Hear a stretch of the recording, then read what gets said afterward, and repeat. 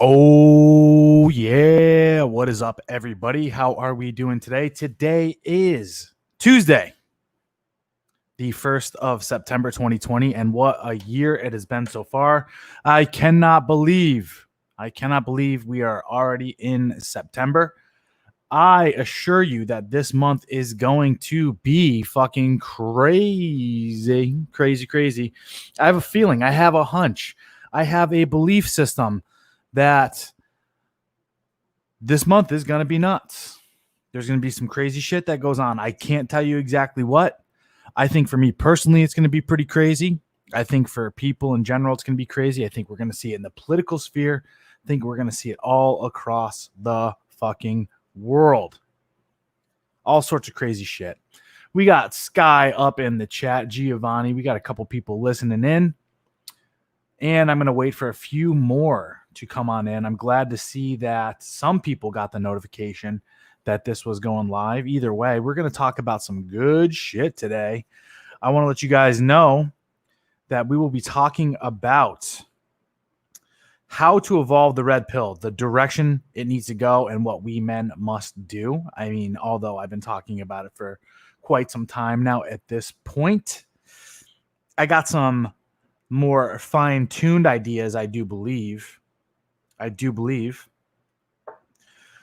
Let's talk about some stuff real quick as people stream and stroll on in here. First and foremost, I do want to show you a little something from my Twitter.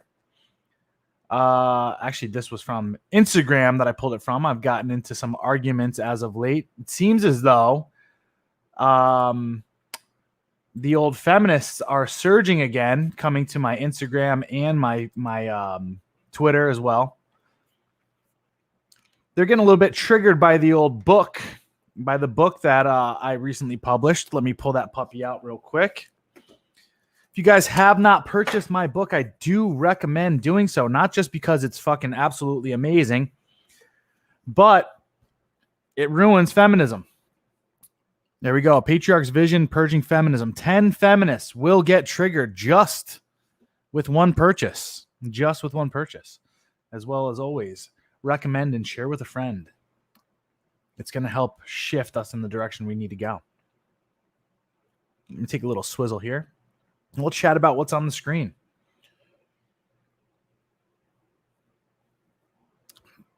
I had a fine feminist lady decide she wanted to stop by my Instagram.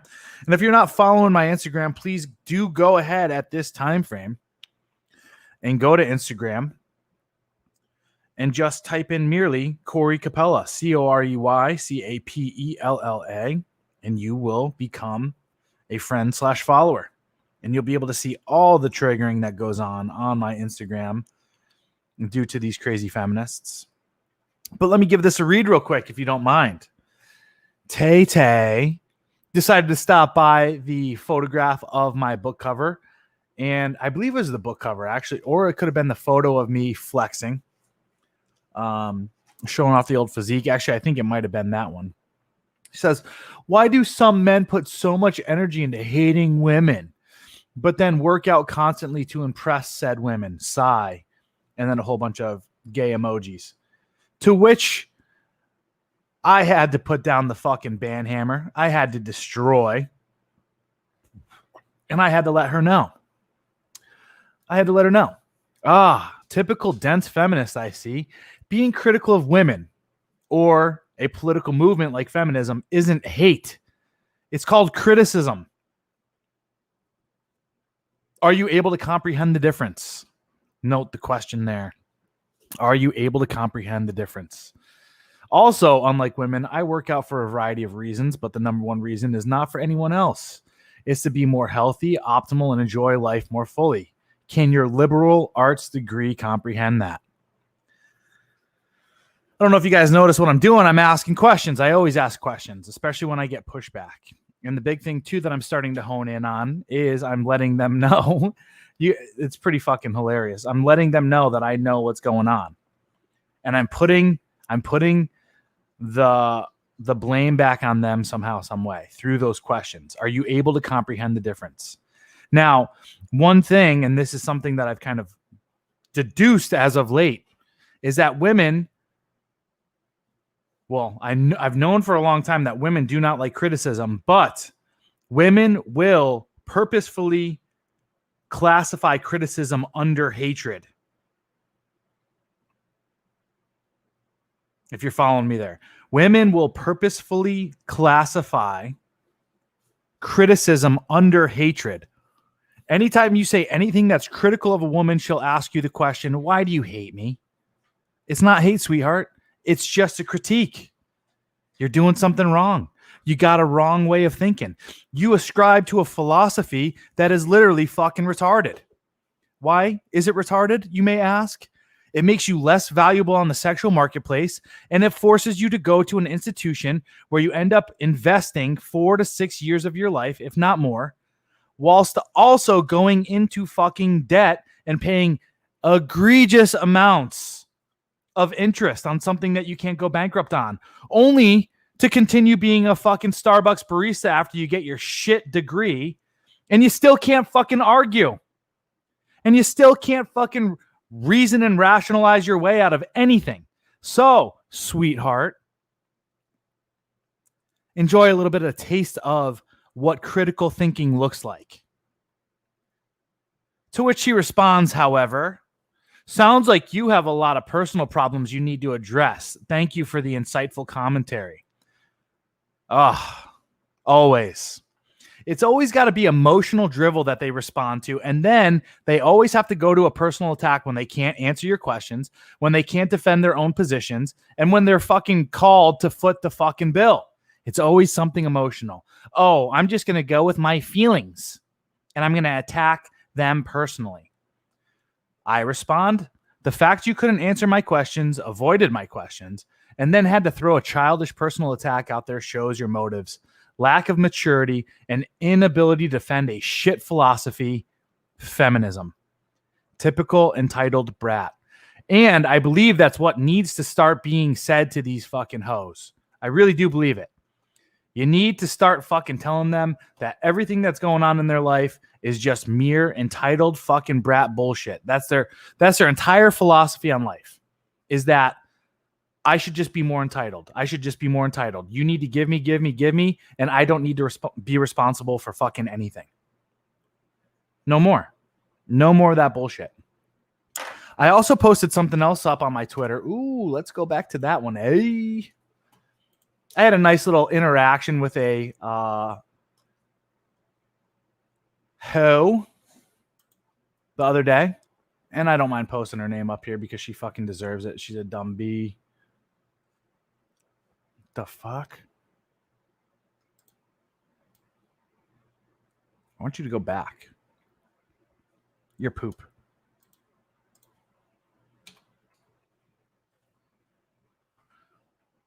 Do.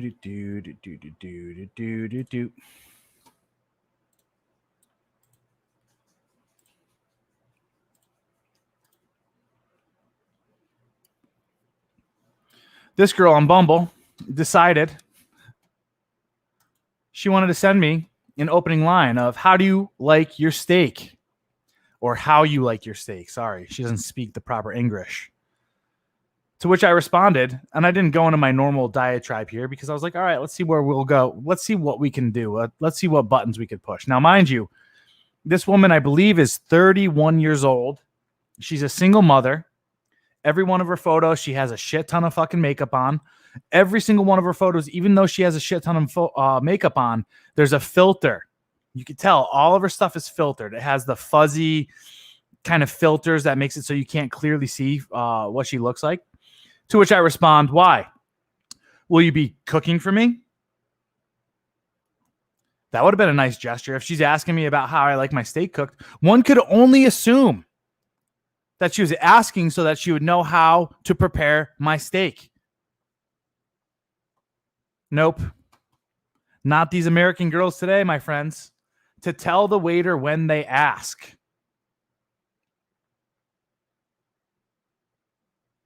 To which I respond, I'm flattered that you'll be taking me out for a steak dinner. Or actually how it's written, I fucked that up. I'm flattered that you'll be taking me out to a steak dinner. Such a role model for strong women today. Oh, man. I invite you pay as a true gentleman would. No, no, no, Missy. No, no, no, no, no. If you invite someone out to dinner and say, hey, let's go out to dinner. Let me take you out to dinner. What does that imply? That implies you're going to be doing the paying. But no. Double standards, my friends. She wants a traditional man who's going to be a gentleman to her and her fucking bastard child. Her 31-year-old fucking wrecked ass cooter thinks now she deserves a gentleman. Not with that attitude. I invite you pay as a true gentleman would. To which I have to respond now at this point in time because I frankly don't give a fuck. So you can't cook and you won't pay. What do you bring to this relationship? Fly, I'm going to fuck you up. Anyway, those are the shenanigans. Those are the shenanigans of disgusting Western women as of today thinking 31 years old, been on the CC for quite some time, pops out a little shit kid, and now she somehow expects a man of my stature, a man of my value, to just take her out to a steak dinner and then pay for it, especially after she's the one that brought it up. No, thank you, sir. You know what I did? I just went straight for the number after that, actually. I just went straight for the number. Said, give me your number. I'm going to teach you how to... I said, I'm going to teach you about your role in this relationship. I actually ended up getting her number, but I did not care. I just wanted to fucking play with that shit. Fuck with her a little bit. See if she was willing enough to give in to her own stupid shit. It was retarded. Bitch would burn that shit. Yeah, absolutely. She probably doesn't know how to cook. Anyway, let me scroll through the comments real quick, yeah? Listen while at the gym. What's up, Daniel Tapia? MP, how we doing? Matt W. Philip Franklin in the house. Can you zoom it more so we can read the... Oh. No, I couldn't zoom it anymore. Greenies Gains, how we doing? Beautiful. Thank you very much. Hail to the king, baby. What's up? How we doing? How we doing? If a woman has a kid and starts talking to me, I tell them to fuck off. Damaged goods. I agree with you there. There is already a tremendous hit to her value, right? Already a tremendous hit to her value. I already knocked her down a few points. Here's the thing, though, is if she is going to be willing to fit into my frame to have casual sex, okay. If she's going to meet up on my time, on my terms, okay. But those are the tests that I throw out at her. Give me your number. If she responds, all right, okay, come over now. She comes over, awesome. If not, next. But I still go through the entire protocol because some of these women out there are just looking to have casual sex, believe it or not, even though they'll try to play it off like they're not. But yes, you're absolutely right. She gives any pushback whatsoever. Next. I don't give a shit. They're in the negatives. I agree. And that's the other thing too. My gentlemen out there, listen, I've been thinking about this a lot the past couple days. I've done a lot of sacrificing in my life. I did 9 years in the military. I joined right out of high school.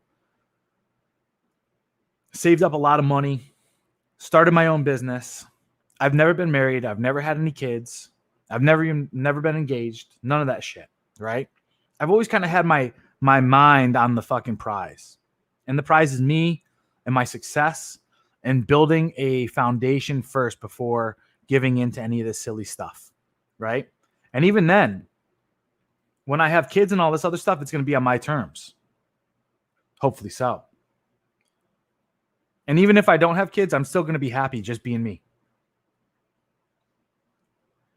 But to get involved with these women out there that are 31, 32, 35, 38, they're lawyers, they're doctors, or they got their doctorate, they've got their master's degree and all this other shit,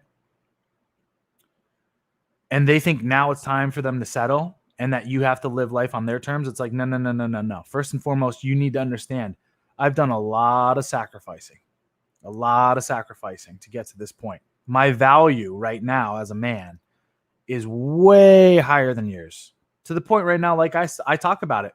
I bang fucking 18, 19, 20, 22, 20, well, 21, 22, right? Keep counting. I could lock down those girls that aren't nearly as damaged and do it in magnificent fashion and get into a relationship with those girls if I desire a relationship with those girls. What do you bring to the table? The only thing you bring to the table is a shitty attitude, a beat up pussy, a fucking bank account that is practically non-existent, debt, and you don't have any fucking motherly or nurturing skills. The only thing you know how to do is compete. The only thing you know how to do is work, and you think you bring enough to the table. It's like, no. And then you throw a kid in there? You think me, someone who's had this level of resilience against the temptation to live an easy life, is just going to fucking settle down for you? I don't think so. I'm making meats. Good old Zuck the cock. Fucking idiot. Exactly. And if I could, I'd pull up my Instagram right now and I'd show you an argument that I got into with another feminist who was telling me that a woman's value or relationship equity or whatever shouldn't shouldn't matter based off of her looks and her age. And it's like, guess what? That ain't true. That is not true. You would do better to take my advice and understand from my perspective than to go down the road of believing in this silly ideology known as feminism. The worst part too is it creates entitled women. And that's what's going on right now, is these women are really, really, really entitled. Now, what does entitled mean? Let's look it up. Entitled.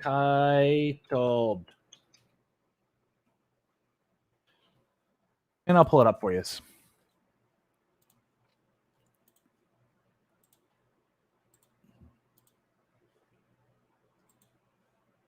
Entitled, also known as entitlement. Believing oneself to be inherently deserving of privileges or special treatment. Believing oneself to be inherently deserving of privileges or special treatment. Now, gentlemen, if you guys aren't aware of what inherent means, let's pull that puppy up as well. Inherent. Existing in something as a permanent, essential, or characteristic attribute. Existing in something as a permanent, essential, or characteristic attribute. Let's look at some of these other similar words. Intrinsic, innate, immanent, built in, inborn, ingrained. Those are some things I'd actually really like to focus on more so, because what it comes from is an inborn or existing in something as a permanent, essential, or characteristic attribute. Now, what was the previous word? Inherent. Entitlement. Believing oneself to be inherently deserving of privileges or special treatment. The word inherent means from the get-go, they believe that they are entitled to special treatment and privileges. Because why? Just merely for existing. Because why? Because they are a woman. And yet, we live in a patriarchy. Yet, we live in a world that has male privilege. Sorry, sweetheart. I have never once met a man that believe that they have inherent privileges, especially to other people's possessions, to other people's resources, to other people's money, to other people's attention, more so than any fucking woman I've ever met. And I'm telling you, we could scrape off the bottom of the fucking barrel right now today in America today. Ones, twos, threes that literally still hold on to this level of entitlement. They believe they're deserving of a Chad. They believe they're deserving of a man who will come in, sweep them off their feet, get married to them, even though they've slept with 300 fucking dudes, been in fucking porn videos, done OnlyFans, been in a couple fucking bukkake films to be exact as well. Got skeeted on by multiple fucking dudes from multiple ethnicities, ranging in cock size from 5 inches to 12-inch mandingo dicks. But yet she's still deserving to wear that white dress and walk down the fucking aisle and get married to this guy who's going to sit there and he's going to treat her as his equal. No fucking sir-e Bob. No thank you. That shit fucking repulses me. That type of mindset is ridiculous. But yet we have a society of women today that have this level of entitlement, have this entitlement that has never, like, I don't think, and I don't know, I don't know why or how. I mean, I know why or how it's gotten there. I don't know why or how we allow it, though. And I think this is the pushback right now at this point in time.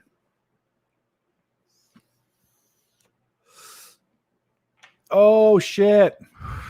I was on a roll, but I got caught off guard by Saul. And we're going to get into this, or Sod, sorry. I don't believe you are of the Yiddish descent. Why you do not feature with MLD or Rule Zero? I've been on there before. And Philip Franklin answers it pretty well off. God damn.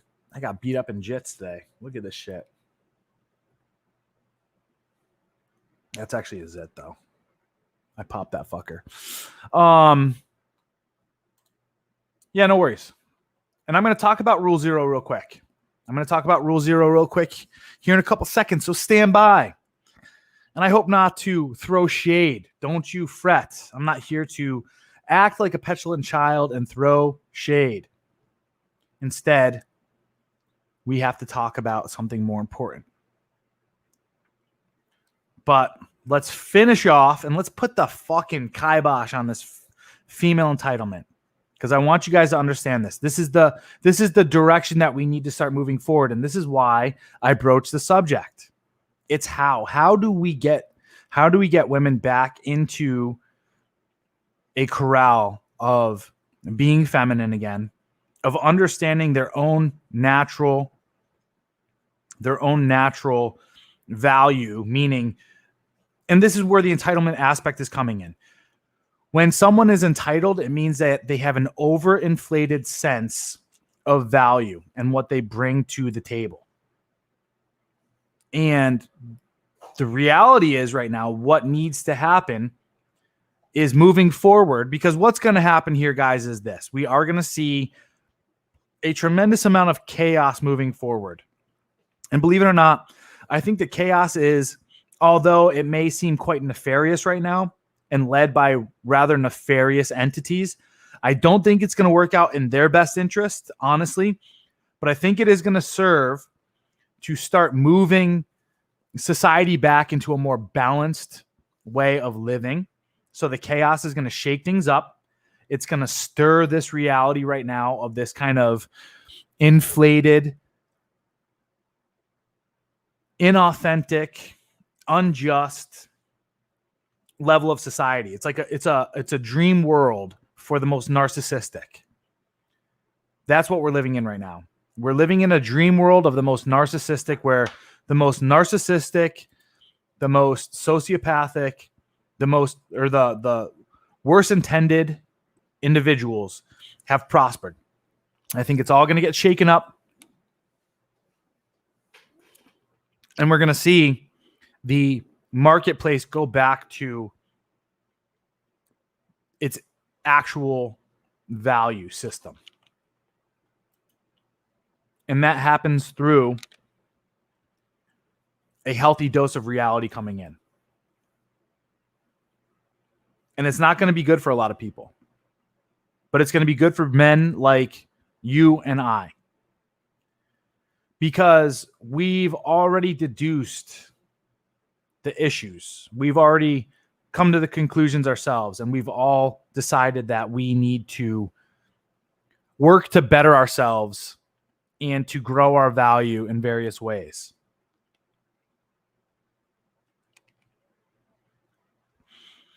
We've also been able to take a harsh look at how men have lived in an idealized world and the repercussions that come from creating an idealized world. Right? We gave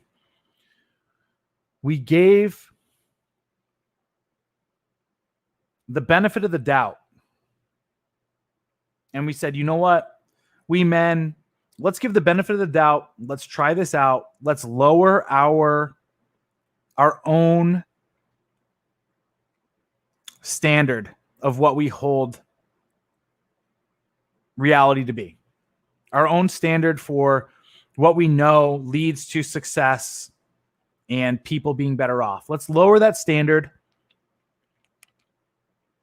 And let's kind of be nice, right? This is where the nice guy syndrome aspect comes in.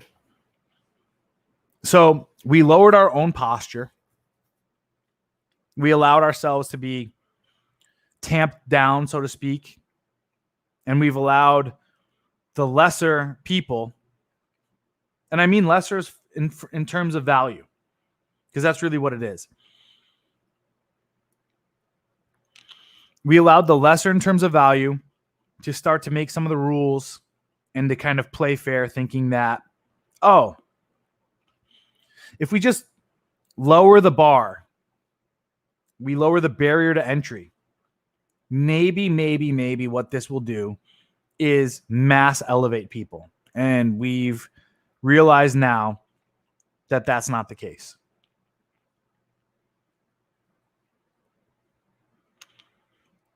Because when you lower the bar, what ends up happening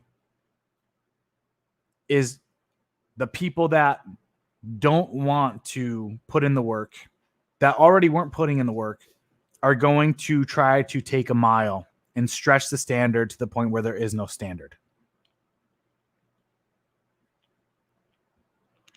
And women are the worst with this, as you guys can see today. And one of the most egregious aspects that does happen when it comes to this, when it comes to lowering the bar, is the attack on words. The attack on words. The euphemisms, the soft language that women give to themselves to reduce the standard. Things like back in the day where women were called whores and sluts and all sorts of fucking shameful names. Only now to be called sex workers or sex positive. I don't know how many women I see when I'm scrolling through on either YouTube, a woman talking, Instagram, maybe. I don't really go on Instagram that much, Twitter, or even the fucking dating apps. These girls that are definitely obese are calling themselves plus sized or thick, THICC. Bitch, you ain't thick. You're fat. And you're not just fat. You're fucking double plus fat. If you want to go in the terms of 1984. You are a walking billboard for fucking heart disease. You're not healthy. You should do better by not being on this dating app, and you should do better by going to the gym and controlling what you put in your fucking mouth, not sitting here and fucking popping that pussy, trying to get fucking dick down by whoever will fucking give it to you.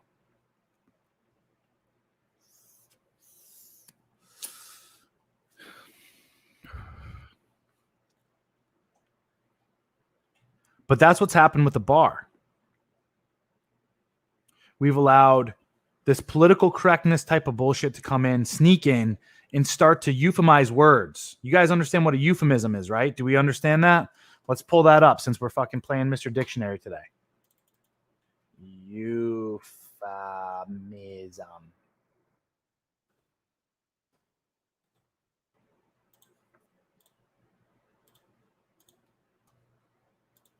I had to learn about euphemisms when I studied logic, when I studied philosophy, understanding rhetoric, and so forth. What is a euphemism? A mild or indirect word or expression substituted for one considered to be too harsh or blunt when referring to something unpleasant or embarrassing. Women are the fucking rulers of euphemisms. And we're seeing it play out today in every bit of news media. Shit, we're seeing it in fucking churches. We're seeing it in politics. We're seeing it in not just media, but Hollywood and so forth, right? Every bit of our world right now is dominated by euphemisms. And the thing that bothers me so much too right now that I'm seeing come from not just people in, well, everyone in general in the manosphere, is that we have to use euphemisms in order to skirt the quote unquote policing of our content. And it's like, fuck that. Stop that bullshit. Stop playing the game. Stop playing the game. If you don't like the rules of the game, stop playing the fucking game.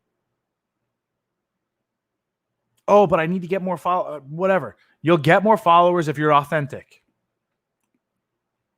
It's like right now, I got to stop and take a break real quick to say, hey guys, here's the thing. Honestly, if you want stuff like this to fucking grow, you need to do a few things. Number one, invest money into it. So if you guys don't mind, in order to help a brother out here, donate paypal.me/Corey Capella.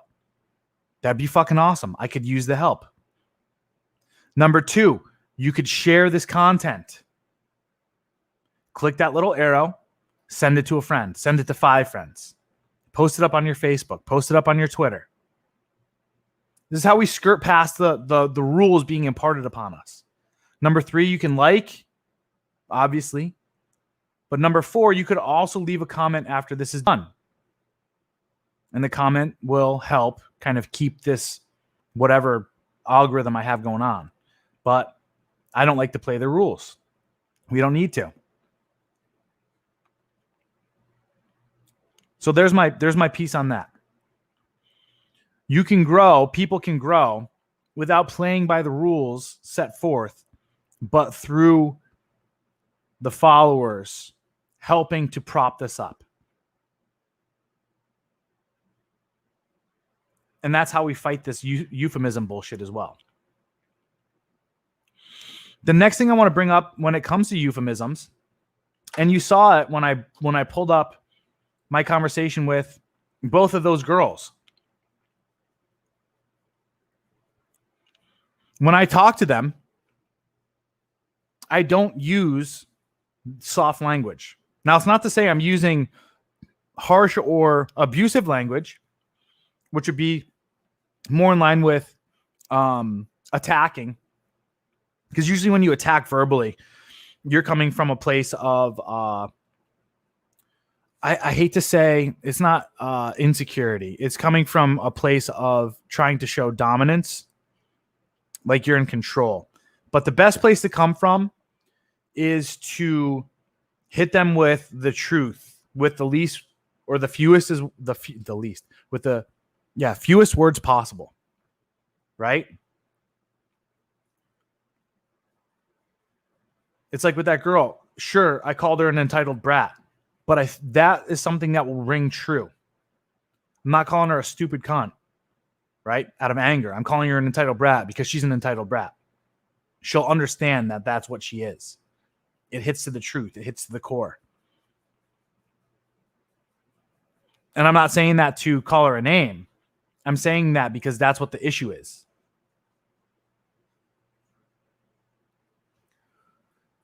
It's the same thing with these girls that are doing their OnlyFans and all this other stuff. You're a whore. You're a whore. And that's what needs to be said to them. Oh, so you're a prostitute or you're a whore.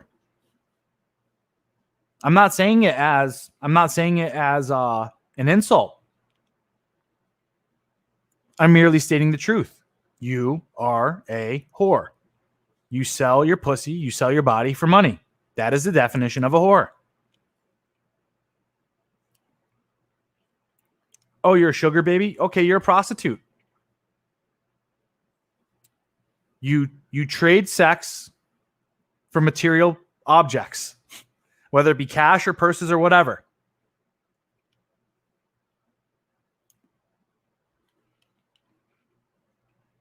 Oh, you only go out with men to get free meals? You're an escort. And also just a vile bitch. But that's an insult. Name them. Say the truth. Say the truth. Put it out there. Don't let them get away with this shit. Oh, I'm sex positive. You're just a skank. You just like to sleep around. That's what you're saying. Oh, I'm thick. No, you're fat. You're obese. You probably need to work on that. You know, the other argument comes up too. Corey, what's wrong with a girl who's a sex worker? All this other stuff. You know what? If you're not looking to ever get married, you're not looking to have kids, and you're doing it to make money, but you call yourself a prostitute, awesome. More power to you. But let's just be real about the situation. You're a prostitute. What are the pros and cons of you being a prostitute? Okay. The pro is you get to have sex. You get paid for it. You can make some money. What are the cons, though? And there's a lot of cons. There's a lot of cons of being a prostitute. Number one, it's illegal. Not that I care. Not that I use prostitutes either, but it's not. I don't believe that prostitution should be fucking illegal. Number two, disease. Number three, abuse. You don't know what you're walking into unless you're doing it through a fucking actual, like, no kidding, company. But the biggest aspect of being a prostitute is the fact that it's easy work. Oh, I have to put in. Yeah, okay. Here's the thing. It's easy work because any woman can be a prostitute. Any woman. And it's the oldest fucking con in the world. It's the oldest sales trick in the world. It's easy. You're not coming up with anything new. You're just resorting to your baser instincts, and you're not putting in any effort to become a better person. That's why people in society look down upon you. Not to mention you kind of ruin the value of women for other women that are trying to be on the straight and narrow and keep their value high. And prostitution should be looked at as a low status occupation. But yet here we are, and we're heralding these women as heroes. There's nothing heroic about spreading your legs. There's nothing heroic about it. Just like there's nothing heroic about taking your clothes off and standing in front of a fucking protest. It's like you're using the same trick you use over and over to men constantly, but you're also doing it for attention, which makes you a whore. But we got to have these real conversations, and we got to hold these people accountable. We can't allow them to continue to use euphemisms and make this shit okay. This is what's destroyed the sexual marketplace. This is what's destroyed every marketplace. This is what's destroyed reality. This is what's destroyed the relationship between men and women. Men getting soft on women by not saying the truth. Okay? You want to be a whore? You want to know what that's going to lead to? You're probably not going to get married to the type of guy that you see fit. The type of guy that you probably want to get married to. Which then means that you're not going to have the type of kids that you want, which means you're probably not going to be as invested of a mother. If we're talking along the lines of what's going on with the state right now, it's probably going to lead to divorce.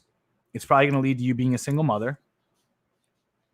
could potentially lead to the suicide of your baby daddy. If you guys aren't aware of this statistic, I believe it's 1/3. If you have a family member that commits suicide, you're now 1/3 more likely to commit suicide, and it's likely to continue to pass on through your family legacy. People don't talk about that. Not saying it's like a contagion, but it's one of those things that kind of brings a heavy toll, a heavy amount of shame, and leaves it as an option within your family. It's not good.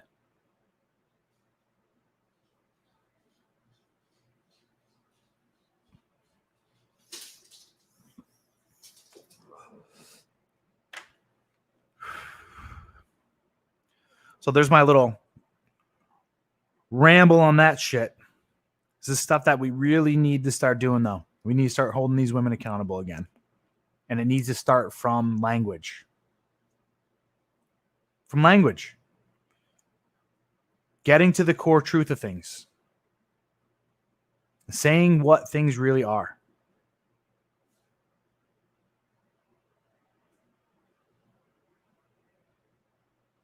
And bringing it back. Like bringing that shit back.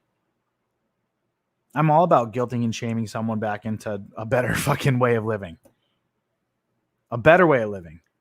Not a worse way of living. Feminism is the opposite. Feminism wants to guilt and shame men into renouncing more of their masculinity and giving over more of their power. So that there's no longer a barrier of entry. So there's no longer a standard. Because people think that the standard is oppressive. Yeah, in a way, it is a bit oppressive. In a way, it is a bit discriminatory.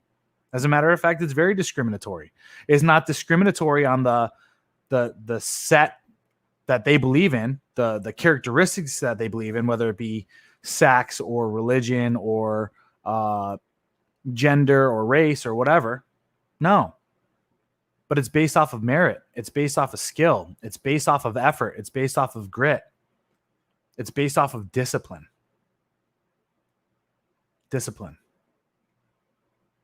And as we see right now, we live in a day and age where discipline is looked upon as oppression. Where foregoing your baser instincts, foregoing your instant gratification is a form of oppression. But what's funny is these people don't realize how much of a slave they are to their baser instincts, to that instant gratification. And they live a life of chaos. And what's worse about that is when they live in chaos, just like crabs in a bucket, they want to pull you in. A toxic person is always puking their toxicity onto you because they want you to catch it. They want you to continue to feed it. It's like the fucking human centipede, fucking South Park episode there. They want to shit it in your mouth so you puke it back into them. It's a crazy fucking cycle. But anyway, let's get into the main topic because yes, I was informed. I was informed to watch the Rule Zero episode this weekend from Saturday. And I'll just pull that up real quick. There they are. The old gurus. The old gurus of the manosphere at this point in time. What I like to call the mean girls of the manosphere.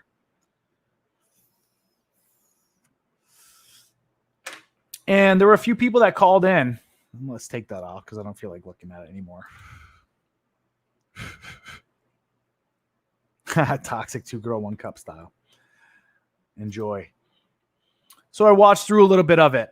As a matter of fact, someone sent me a text message too. I'm not going to name names because you little bitch. And tried to get me to go on the show to gripe my concerns. And it's like, you know what? I was too busy. I didn't even see the text message until after the show was over because I'm fucking busy. I'm doing shit to make myself better. I don't just sit there and masturbate on the fucking weekend and try to scam people out of fucking money thinking I'm helping them out in life. Now, that is not to say that I don't believe that some of these men have done a tremendous job waking guys up to the power and control of sexual dynamics in today's world, and the control and the level of control women have over men. And the fact of the matter, too, is one of the best things that you can do in order to remove that power over you is to go from a scarcity mindset to an abundance mindset with women. That's why game is important. Game is important. Game is also very important, too, because it teaches you how to be able to handle your interactions with women so you don't get caught into what I call the whales of the siren, right? Where she's going to fucking sing beautiful songs and just pull you into the abyss and drown you, right? We all know the Iliad, right? I believe that was from the Iliad. I know that it was Odysseus, but it could have been, who knows? I don't remember. I'm pretty sure it was the Iliad. Or could it have been the Odyssey? Someone correct me.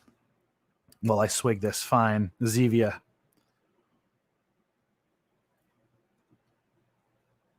Anyway, Rollo did tremendous work codifying hypergamy.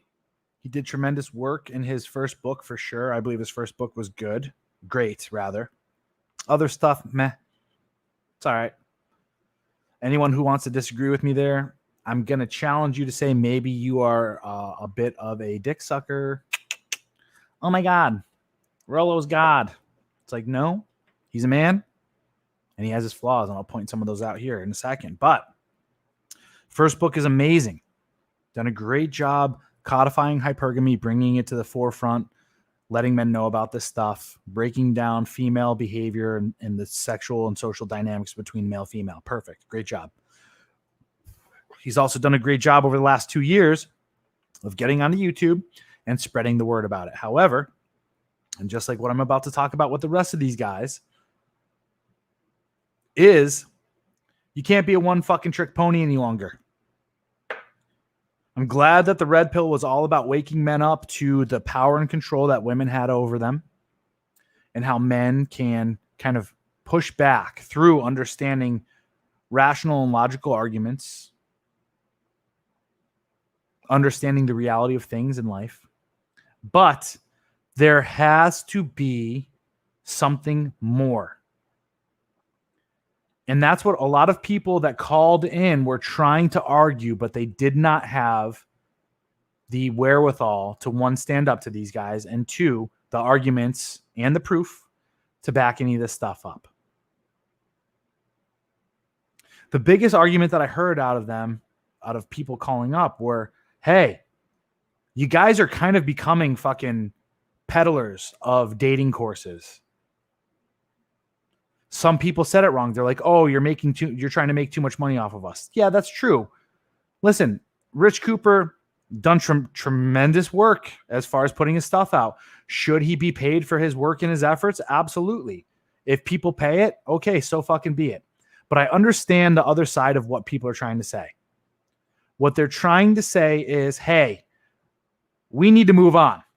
We need to move on to bigger and better things. And we can't sit here stagnant based off of you guys trying to sit here and create some kind of fucking pyramid scheme off of peddling each other's courses to men who are trying to get fucking laid. Life has to be bigger than that.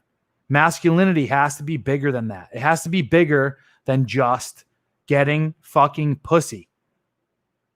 Someone said it perfectly. They said, essentially what you're doing is you're just teaching us to be blue-pilled again and to just buy into the narrative of spending money or putting all our time and energy into women. It's like, exactly. And one kid said it, Rollo, you're trying to tell us to be our mental point of origin, to make us our mental point of origin. What's next? He didn't say what's next, but that's what he was trying to say. And the reason why those people that are part of Rule Zero can't answer that question and why they resort to trying to scam more and more money out of people is because they know for a fact that they don't know the next step. They know for a fact that they can't lead men to the next direction. So they just stick with what they know. They stick with what they're good at. Because for them to admit that they don't know the next direction would leave a big void and would destroy their own personal egos, because they're ego invested into the brand.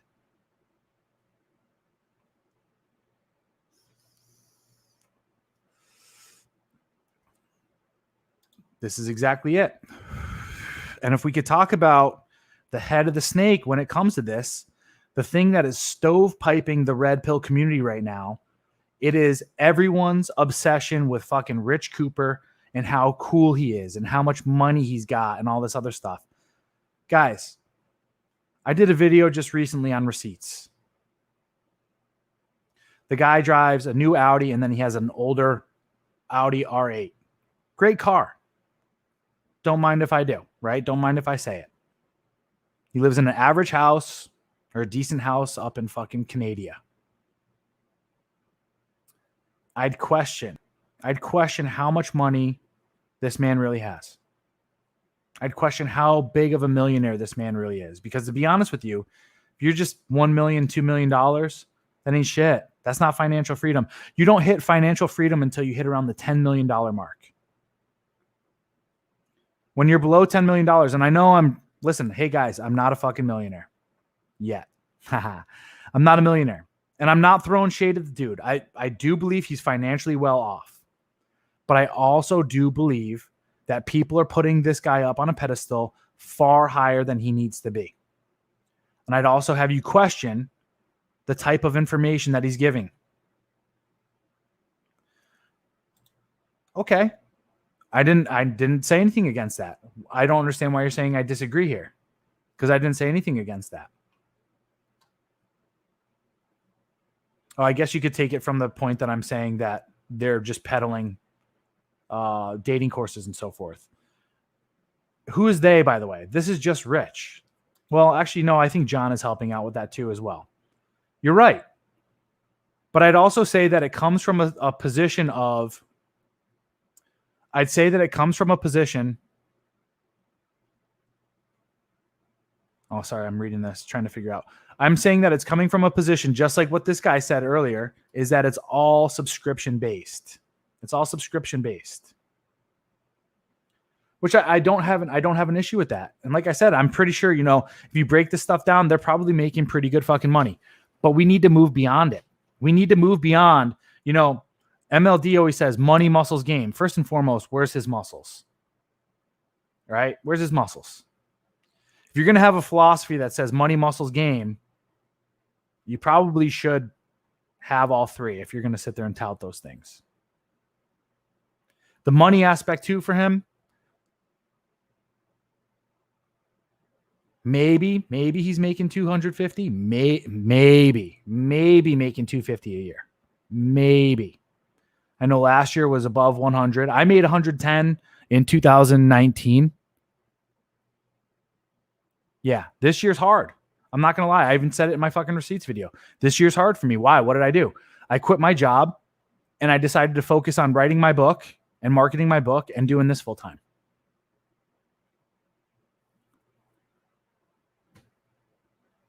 But you're not going to sit here. You're not going to see me sitting here telling you how to fucking make a butt ton of money right now. And I've cracked the code on all this shit. And you got to do all this other stuff.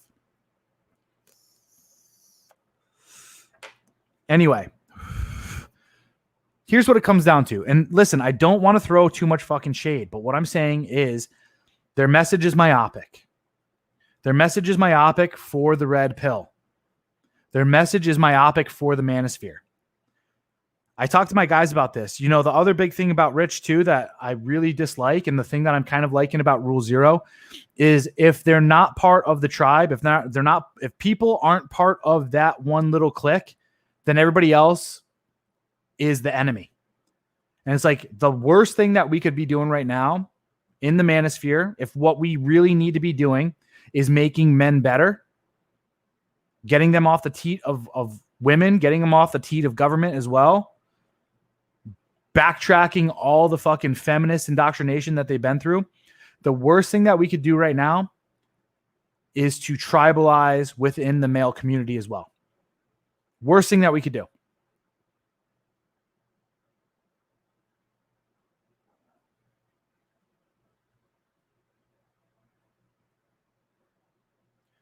Coach Greg Adams did a really good job breaking down Rich about 10 months ago. He said, dude, you got 250,000 subs on YouTube, and 80% of those people are MGTOW, and they're the ones that built your foundation here on YouTube. And yet here you are sitting here making fun of MGTOW. You're making fun of these men. You're acting as though you're better than them, and you're pushing them down. You'll never hear me make fun of MGTOW. You'll never hear me. I'll make fun of people in a joking manner, but you're not going to hear me disparage them. You're not going to hear me make fun of men and tell them that they're useless and they're fucking idiots and they should just go die or whatever. There are some men that are that way, and they got to prove it to me first, and then I cut them off, right? But it's not until then does that happen, and it's done in silence. What needs to be done is we need to fly under one flag.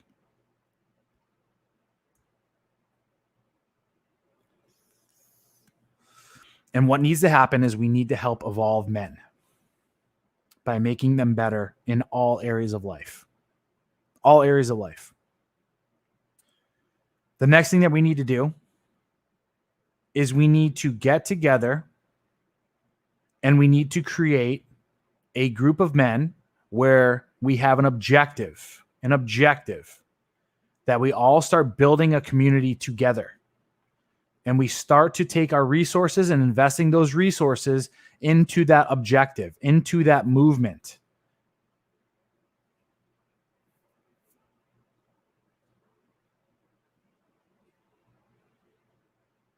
And that movement has to have a lot to do with continuing to build up better men. Someone said it in the chat pretty well.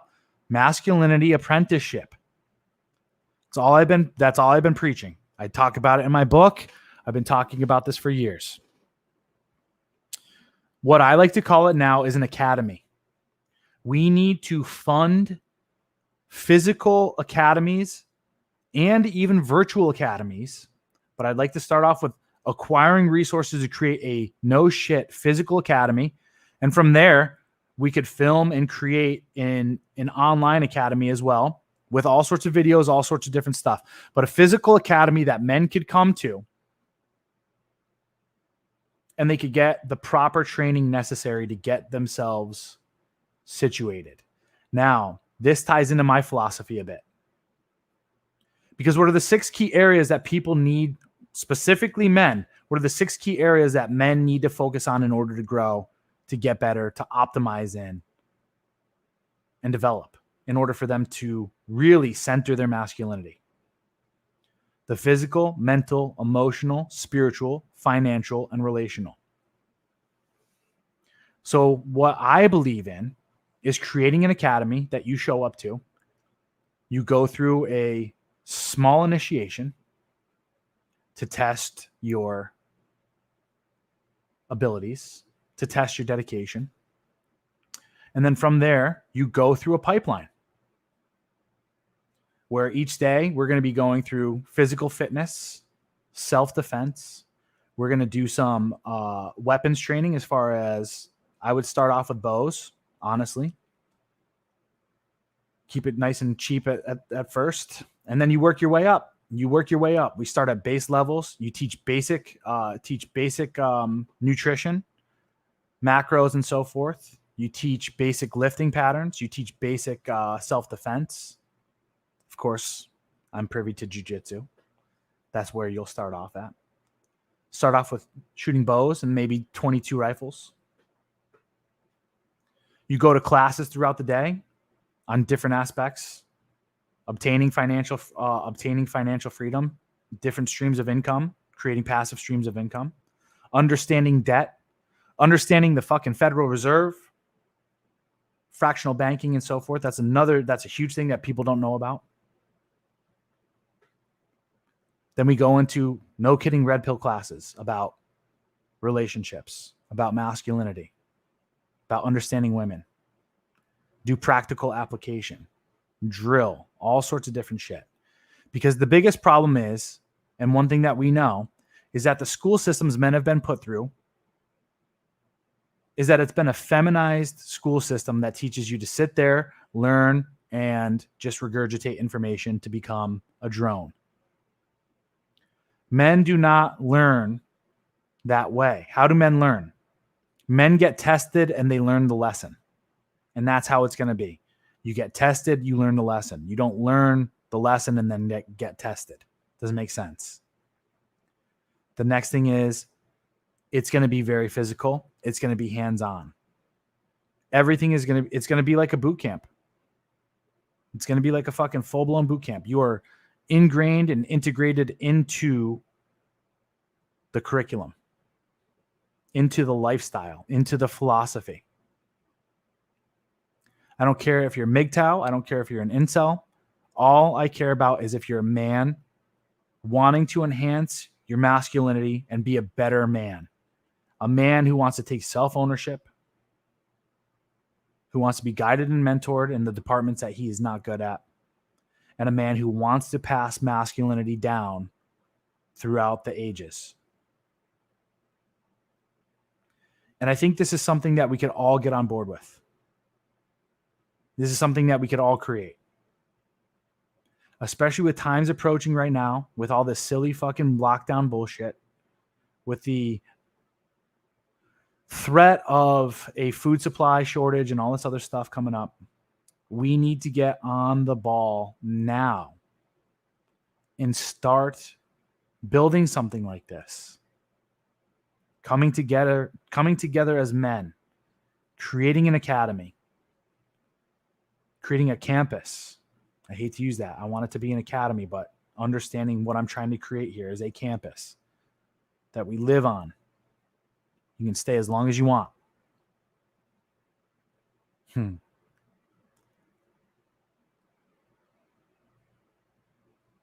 you build yourself into a better man.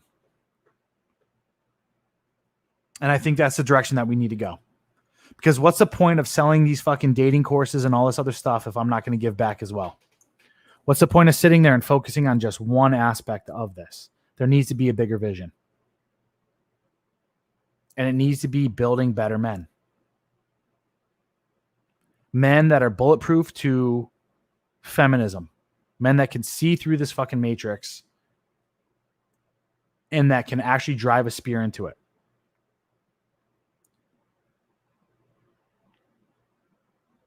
Once we become the rock, once we become that beacon, that immovable fucking beacon, create our borders and our boundaries, not just physically, but also mentally and spiritually and emotionally, nothing could shake you. And if you could train other men to be that way, if we could get this to grow, it's not about, we joke around and say, it's not about saving the West. It's about saving ourselves. It's about turning the world into what we want to see. And it's about hitting the core things that we're really screaming for, right? Brotherhood, camaraderie, hard work, dedication, building something, leaving an impact. And creating a world that will make it okay for when we have kids. Because I'll tell you right now, there's no way, shape, or form I want to have children right now. Not in this climate. But if we were to build something like this, and I had the ability to trust other men and know that when I leave this world, that at least it'll last for a century or two, I'd be more than happy to start having fucking children. Because God knows every single one of us has the desire to have children. Every single one of us has a desire deep down. But most of us won't right now because of all the shit that's going on. Now, at this point in time, I was going to end it, but fuck it. I posted a StreamYard link in the chat if anyone wants to refute anything I said. If anyone wants to further my ideas, chat about it a little bit. I'm going to probably stay on for let's shoot for another half hour if people fucking want to call in and chime in and do all that other stuff. In the meantime, I'm going to read through some of the comments. Holy shit, you guys are going crazy. Talks about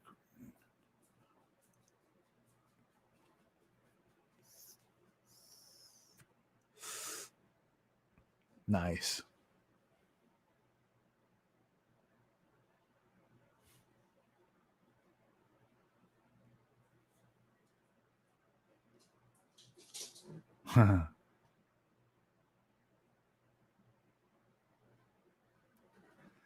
Question was asked, how do you feel about Coach Greg Adams, the Better Bachelor style guys? Love you too, bro.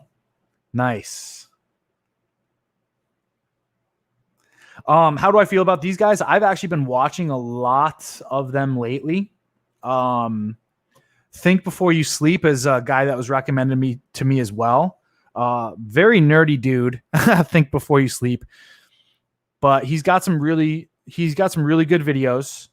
I think that he's way too focused on, and I could tell from him that he gets it, but he hasn't had enough experience with women to realize that a lot of the times it is not childhood abuse that has caused these girls to be this way. It's just society.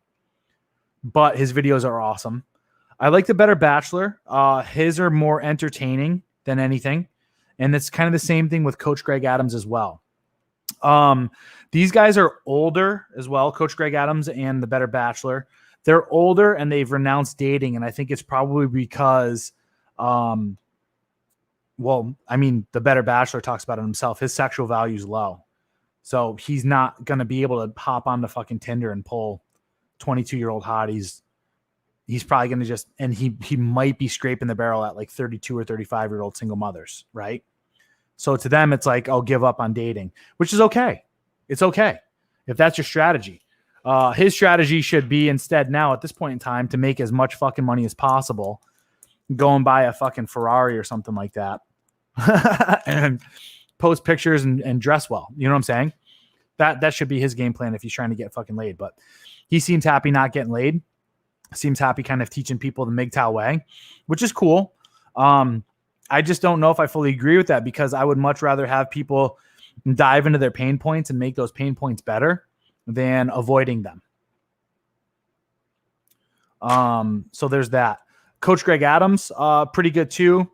I just think, again, the same thing when it comes to MGTOW.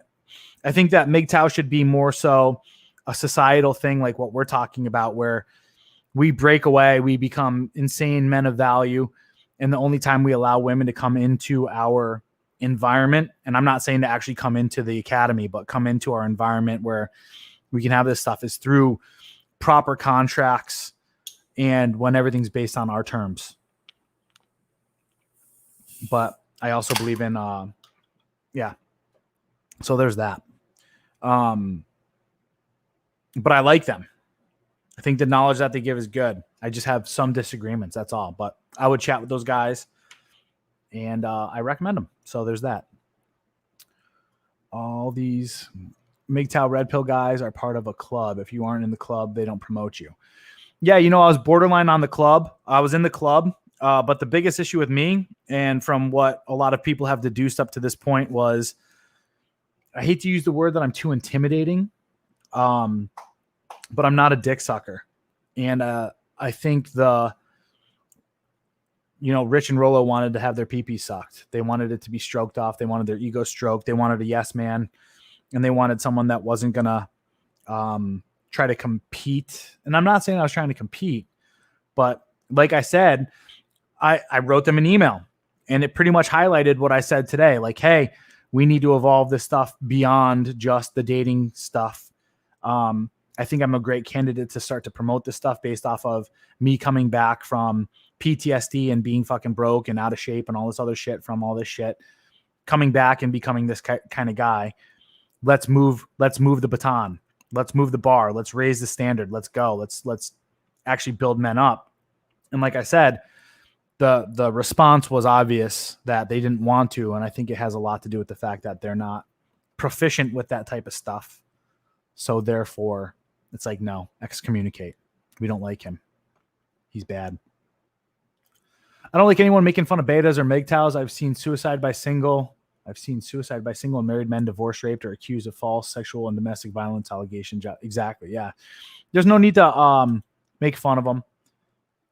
The thing is, if I lend a helping hand though and you bite it, I'm going to slap back. So that's one thing I noticed. I reached out to MGTOW Dictionary at one point in order to try to help out. I shouldn't say help out, but I was trying to, extend the olive branch. Hey, not all fucking red pill dudes are fucking wannabe chads that are just going to step all over everyone's dicks. Let's link up because we should all fly under the same flag. But MGTOW Dictionary's fucking ego is bigger than Rich Cooper's, I believe. So that didn't work out well either. He decided to say some shit, and I said, fuck that guy. Fuck those people. Well, no, fuck him. His followers seemed pretty open, so.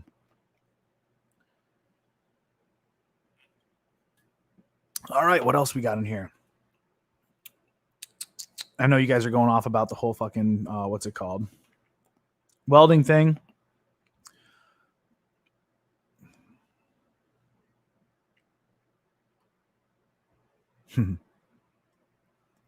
Don't forget, the link is in the chat if you guys want to come on. I will be coming on live again on Saturday. I'm going to hit up Kevin in Sales. Kevin in Sales showed up on Saturday, this last Saturday. And I'll do a call-in show on Saturday for sure. So, well, with a name that mocks him, yeah, okay. MGTOW Dictionary is a whack job. Yeah, absolutely. I just want to be fucking happy. However, I want to be able to build that foundation. At 28 years old, it's getting tougher and tougher. The most valuable thing we have as men is time. Hate wasting time. The thing with time that you have to understand, and for most men today, they kind of want it now. And I was in that same boat for quite some time. I'm not going to lie to you. But the easiest place to start off, the easiest place to start that momentum, honestly, is to start getting into the gym. Hire a coach if you need to. Hire a coach. I was paying a coach a couple months ago, $150 a month for him to write up my diet and to write up my workout. That way there, I don't need to think about it. I just go into the gym, open up my phone. I know it's chest day. All right, boom, hit these workouts. All right, my diet is on track. He's got all the calories and all the macros counted. I don't need to worry about that shit. I just cook it and eat it.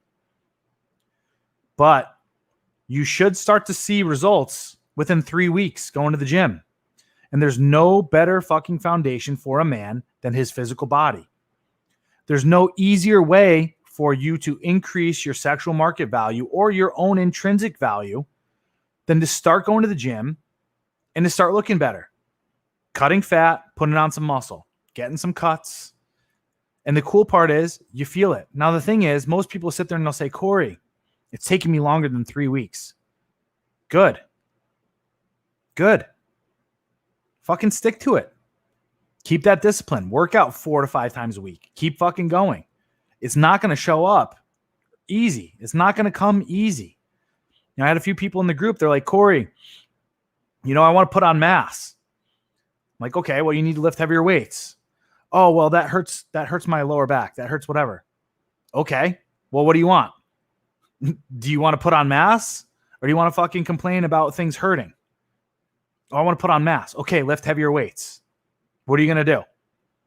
You're going to keep lifting the way you want to lift and not put on mass? Or are you going to lift heavier fucking weights and put on fucking muscle? Oh, I'm going to lift heavier weights now. Exactly.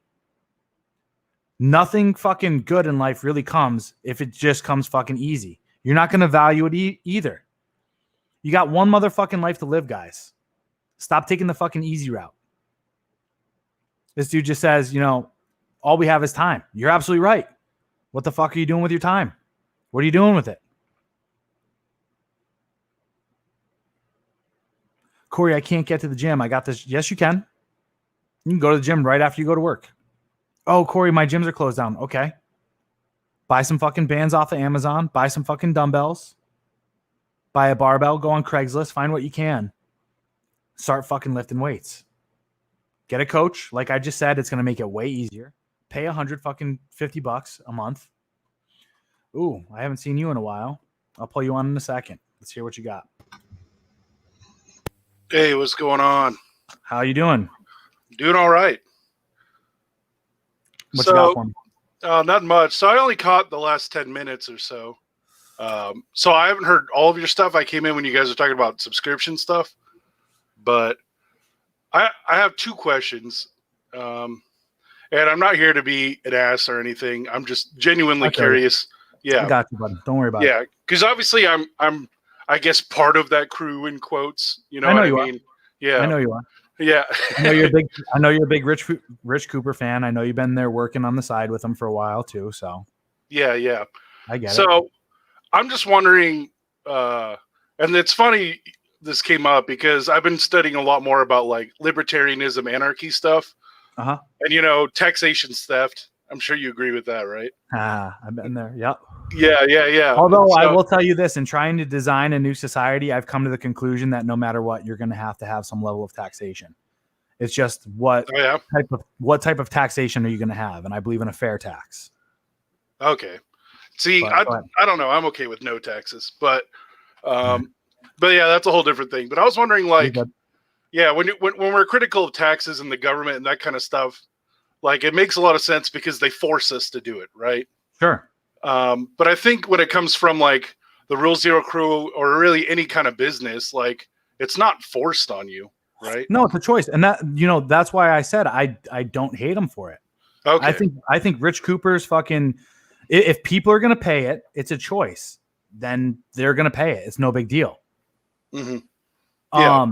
I don't mind the subscription stuff. Why? Because you can cancel a subscription at any fucking time. That's a contract. Yeah. I'm paying for a service and I'm choosing this. I'm choosing the subscription. That's why I said I have no issue with it. No issue with it. What I was saying when my only critique was that teaching people that their only income should be based off of a subscription-based platform. I have a disagreement with that. You should have numerous streams of income, and you shouldn't be reliant on just a subscription base. And I'll tell you why. So we could say, for instance, I used to own a gym, right? I charge $145 a month, and you could consider that a subscription, right? To stay at my gym.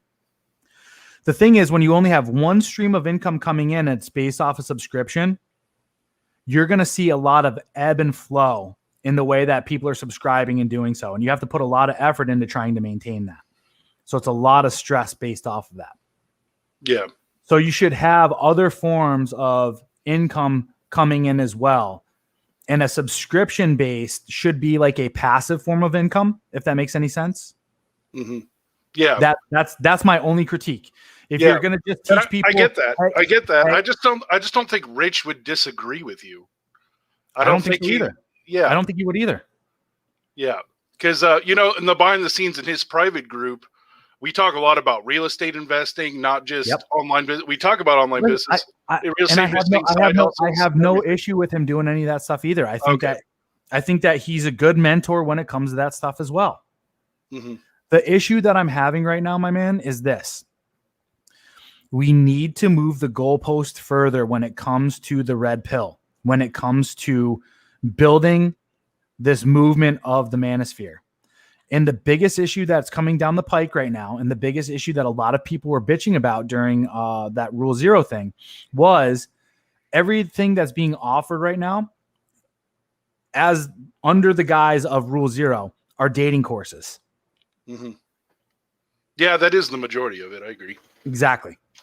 And it's like, we need to move the goalpost further of bettering men in things just beyond, way further beyond just dating and making money as well.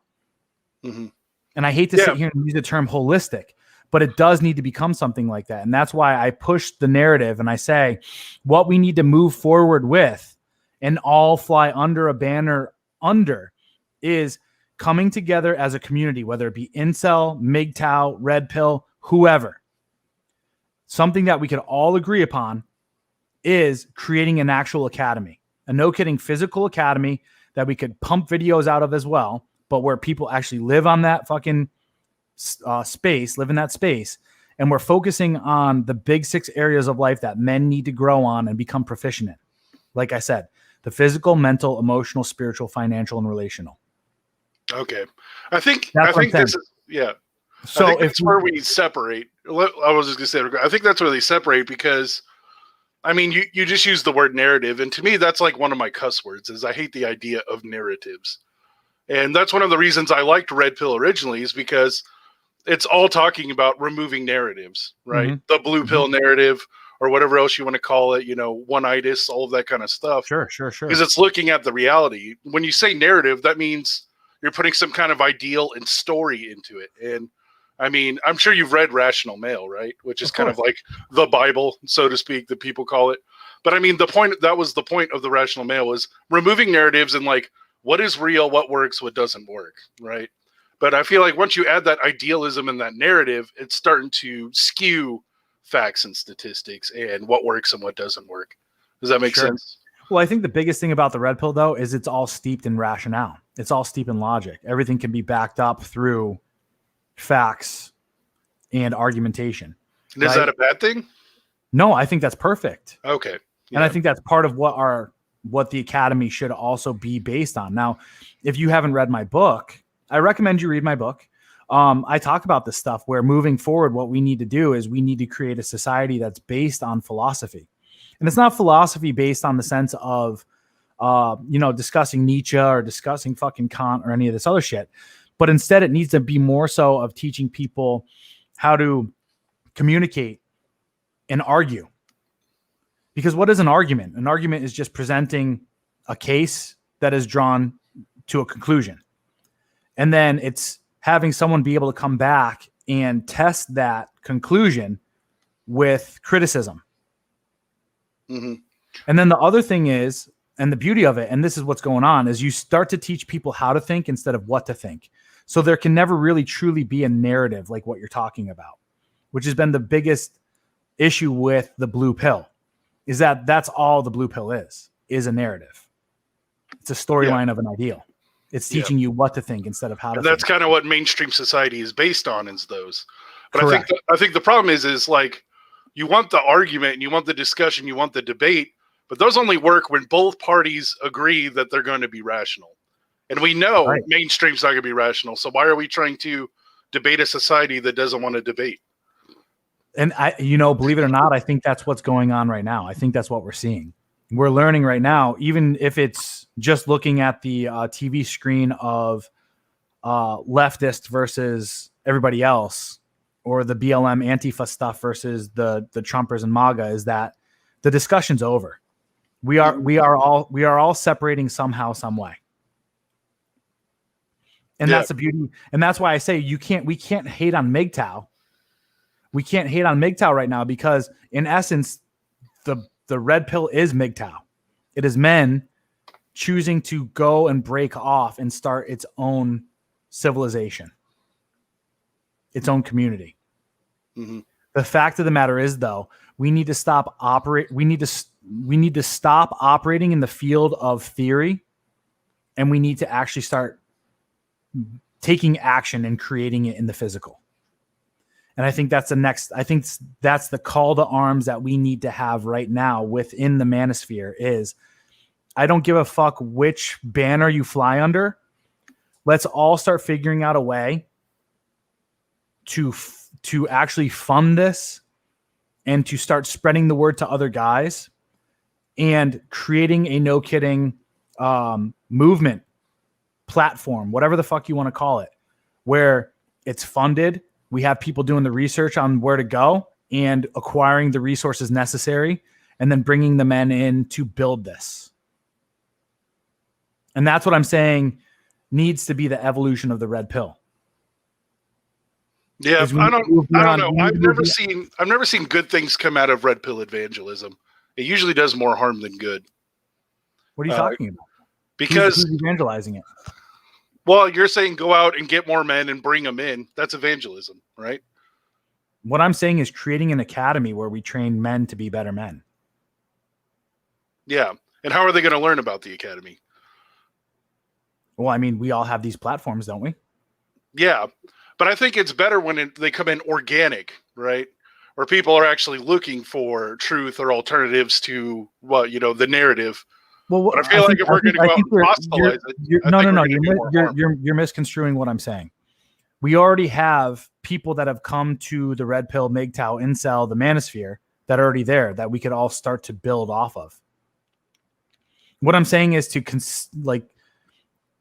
what's the word I'm looking for? Consolidate our message within the Manosphere and actually put words to action. Yeah. I get what you're saying. I just don't think it's the one true solution, right? Well, what's the solution? Yeah, because do you think we should just keep showing up every fucking Saturday and just masturbating to talking about hypergamy? No, I think that one's more for the new guys, right? And I think that's what the paywalls that's what's been going on for the last 2.5 years. Yeah, because that's the free stuff, right? It's for the babies. You know what I mean? The mature guys, we usually talk behind the scenes and DMs or in our own private communities. You know what I mean? But what are you guys building? Ourselves. It's an individualistic standpoint. We don't give a shit about the West.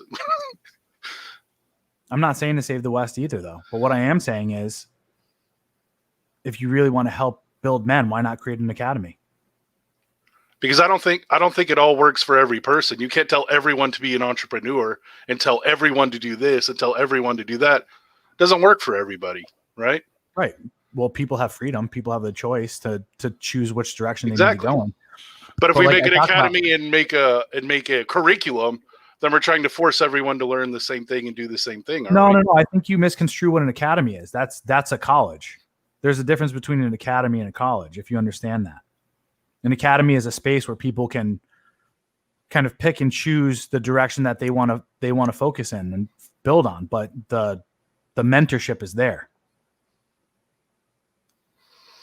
Yeah, but I think that's already happening. It's just not on the Saturday free broadcast, right? Where's it happening? I mean, Rich's community is like 600 plus people, and we're all talking about our personal issues. We're finding young guys are finding older guys in the group that are already successful, asking them about that. It's just all behind the secret Facebook group because we don't want trolls in it, I guess. Well, you're behind a paywall. That's also part of it. Yeah, but that behind the paywall also gets trolls out, right? How many times would we get canceled if that was a public group? No, I agree. I'm not saying that it should be public. I think that, I have the WarTribe. That's behind a paywall as well. Yeah. And it's to keep, like you said, it's to keep the riffraff out, and it's to get the ones that want to invest into it. Right? Yeah. With the right mindset. Yeah, I have no issue with it. And I mean, you're sitting here and you're telling me that same thing, but I have the WarTribe. But the problem is that we're not together. There isn't that level of accountability that's necessary when you have men together physically holding each other accountable. Yeah. Well, this is a little history lesson, but like the whole Rule Zero conference, the whole thing that was supposed to happen and they got canceled and rescheduled, that was actually a Rich's group private hangout. And then we slowly just built it up to something bigger over time. But we were planning regular outings of just the group hanging out together of who could afford it and go and at what times. And then it kind of just grew into speakers. Let me ask you a question. Do you understand the root of my philosophy? Because I think this is where we're having a huge disconnect as well. Yeah, because I know you just said verbally you don't want to save the West, but I feel like you're trying to make solutions to save the West, right? So I'm hearing you. I guess that's what I'm not getting. I'm trying to create a community of men. I'm trying to create a fucking tribe of men that are fucking warriors because I want to survive. Yeah. It has nothing to do with saving the West. It's the fact that I want to survive, and I want to survive with other men that are capable of enacting violence on people that want to enact violence on us, and a group of people that understand freedom and have the rationale to understand these certain things. Yeah, and I get that. I've been doing combat. The thing that I've noticed about a lot of these guys within the Red Pill community also, and this is one of the things that I'm kind of hearing from you too as well, is it's like, I would hold your feet to the fire. I would put you through an initiation that isn't going to be pleasant, that you're going to be tested. And it's not going to be fucking enjoyable. And then while there, you're going to be trained to become a man.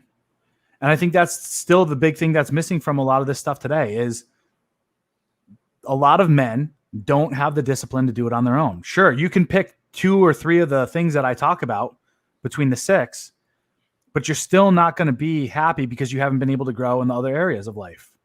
It's like, for instance, I know you're a bigger guy. I would whoop your ass into shape.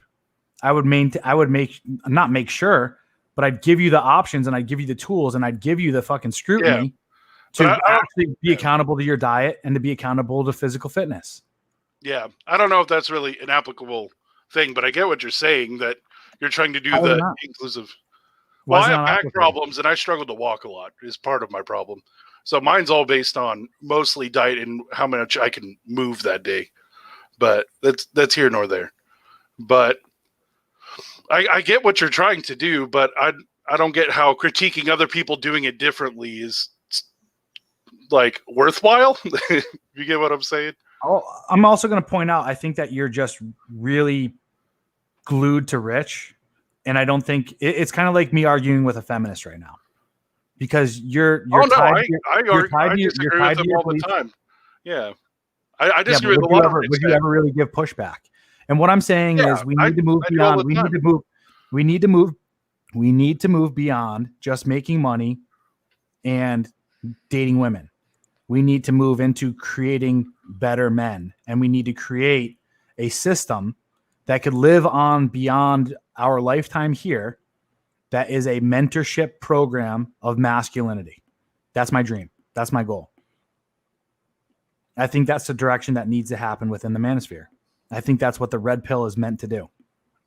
Yeah, instead of sitting here and fluffing off to the simple pleasures in life of money and banging girls, it's what true impact can I have on this world?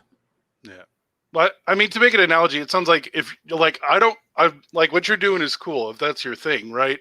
But the fact that you're putting it over the blanketed umbrella of all of the manosphere to do that. Aren't you just trying to like essentially set up Manosphere Catholic Church where you're the one centralized location? Doesn't that remove the freedom from it? Why not spread it? Yeah, the Catholic Church spread pretty damn fast, but that doesn't mean it was a good thing. I think regardless, and you know this, I think regardless, whenever an idea encapsulates people, they're gonna. I mean, you could call it a cult. If you want to call it a cult, call it a cult. Those are all the same types of things that you're going to say, but no matter what, something's going to win.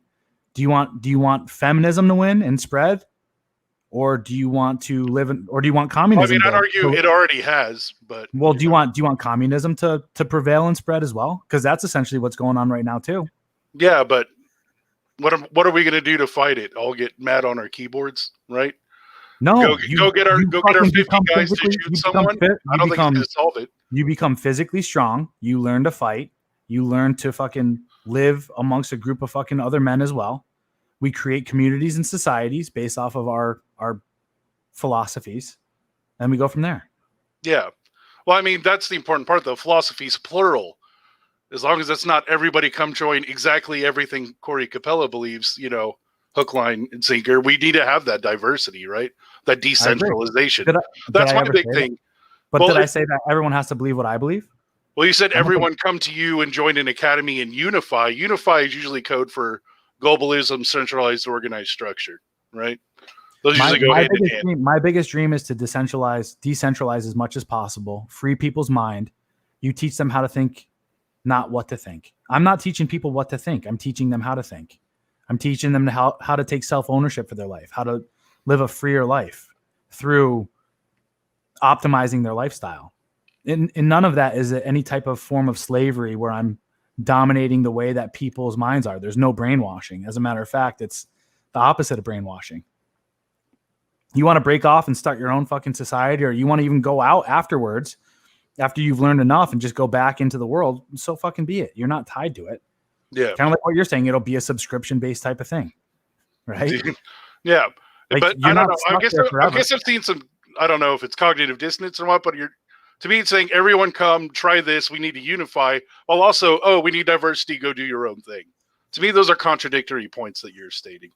No, I'm saying that what I'm trying to push for is a unifying thing that we could all grow. And that's what I've said from the get-go. It's not come here and believe what I tell you to believe. It's we could all fly under this banner. We could all create this. This is all of our doing. it's the best direction that we could go in order to create better men. Yeah, that's it. I don't know. I'm still feeling the disconnect though. You're like, everybody stop doing it your way, come do my way so you can be diverse. Well, no, it's because we're all fucking spread to the winds. Everybody's fighting is under different. But I thought we just agreed that's a good thing. Everyone do their own thing. You see what I'm saying? To me, they still feel like disconnected points. But I mean, I'm not really here to shit on you in your way. I'm just wondering why shit on other people's way if the goal is to do your own thing, right? Would you say that men are doing a good job mentoring other men to become well-rounded men right now? I can't speak for everyone, but I mean, the groups I'm a part of are. And you'd say that you're a well-rounded man? You'd say that you can become the role model for men to follow, and they'd say, all right, yeah, that guy. Yeah, well, I didn't really sign up for that job. I signed up to. Well, I'm just asking you. I'm saying as far as a well-rounded man is concerned. By my definition, yes, but I don't think there's the universal, you have to do this to be a man. That's why we're talking about it's inherently subjective in what you're made for, right? Well, and I put this argument forward in my book. I think there are central tenets to being a well-rounded man that could obtain the most amount of freedom. And that's the ability to procure resources by themselves, to be able to self-defend, the ability to think freely, the ability to understand and navigate the sexual marketplace, and understand how we've evolved as human beings. Yeah, I don't know where we're disagreeing here then. That we get, because I feel like I'm capable of those, but you feel like I'm not, but that's okay. Do you think you could beat me in a fight right now? No, because I know listening to you before, would you say you were purple, brown belt in jiu-jitsu? Purple belt. Okay. Well, I'm blue, so you could probably win, but that doesn't mean I can't be fully competent in the world. No, I agree. I have my own guns, and I have my own gun training. I have my own combat training. I know how to grow. I know how to hunt and fish. Good. So why not teach? And that's what I'm saying. Why not create an academy, though, where we have and bring men in, where we teach them all those skills? Yeah, if they want to. Make them more proficient. But if they don't want to, then that's up to them, right? Sure. There's no reason to force them to be a man. When did I ever fucking say I was going to go around forcing people to do this? Well, the fact that you're judging other people, the manosphere, not doing it your way, right? I'm saying there's more to creating men than just promoting, make money, and fucking get girls. Yeah. I'm saying that we can all fly under a banner together and create better men by creating an academy like this. By trying to train men to be more self-sufficient when it comes to this stuff. By training men in self-defense.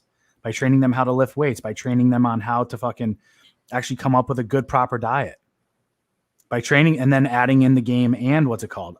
If you look at the title of this, I said it's the way to evolve the red pill. Yeah. We need to stop being so myopic on just those two things and start teaching more.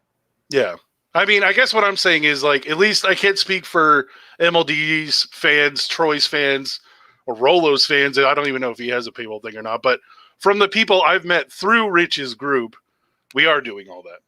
It's just not out in the open and the free content, right? So let's do it then. That's what we've been doing. I just don't know why we need to branch together and make a centralized version of it, right? I think it would be better for masculinity. Instead of having just one clique, one group of people where it's just like, oh. Yeah. But to me, it sounds like you're saying masculinity is like a sports team. And we all need to be together to win the game. But I mean, at the end of the day, it's an individualistic thing. It's an individual sport. It's not a team game. Right? If men want to come learn from you, awesome. But it's not, oh, the masculine's got to go beat the communists or the socialists. Masculinity is just a trait in an individual at the end of the day. No, I disagree with that. I think it's a huge part of spirituality. Yeah, it is, but to the individual. I don't really believe in anything collective or team like that. Okay. Well, we disagree. Okay. Yeah, that's cool, man. But thanks for having me on. I'm glad we could have a civil conversation. You bet, dude. All right. You have a good one, man. See ya.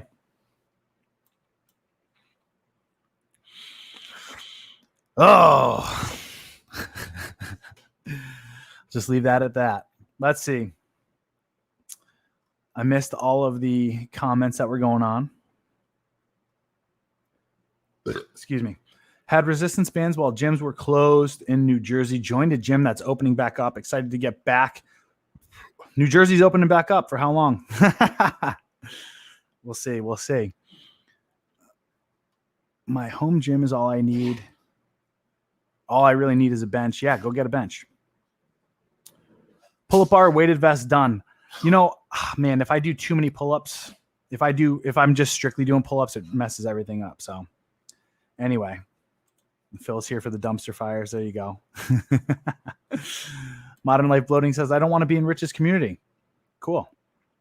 I agree with you there. Not saying anything against Rich's community because I don't want to get more people to. All I'm saying is, hey, you know, he had a point about that. Like their community's doing it, even though I don't necessarily know if I agree fully. He believes that it's the end all be all for him. Good for him. I think that we could do better as far as just men in general and promoting more masculinity, making better men. That's the mission. That is the mission. That's what they say the mission is of the red pill. That's what Rule Zero said. Rollo himself said it this weekend on that show. We're here to create better men. Okay. So let's create better men outside of just game and making money. Anyway, with that said, let's see what else we got here.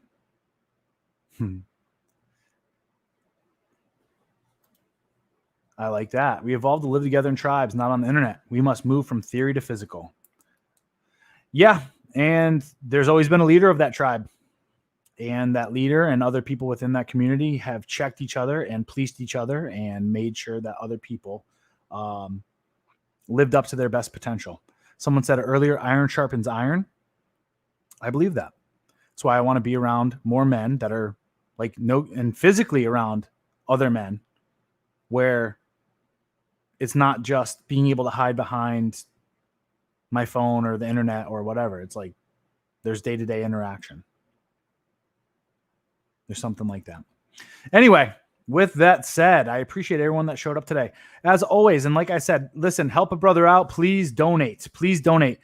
You could either do a super chat, which I don't recommend, obviously, because YouTube takes 30%. Please donate to my PayPal, www.paypal.me/Corey Capella. Buy my books if you don't mind, or you can do the free way, but the way that'll help it out the most, I believe, is by hitting the share button and sharing it with friends, sharing it on Facebook, doing all that good stuff. I also accept crayon donations. I don't, unfortunately. They're not part of my diet any longer. Let's see. It is up to the individual, though. I'm not sure if your collective idea will work either, man. I don't know. Okay. Don't be on board with it. Continue to be part of these internet communities and not be held accountable. I'm missing something here. And continue to think that it's not possible. I don't know any idea that's ever gotten off the ground or moved around by people saying, I don't think this is going to work. And you know what? Maybe you're right. Maybe I'm just a fucking dreamer and whatever, but I don't believe in evolution. Okay. I do. You can see it. So what's that? Gregory, I don't know what you're talking about here. Maybe I missed a comment or something like that. Or are you saying he's from Rich's 1%? So this was mind numbing. So I appreciate it. It was kind of like arguing with feminists. Yeah, we'll see. I'll see you guys on Saturday, possibly. With that said, I'll talk to you guys later. Adios.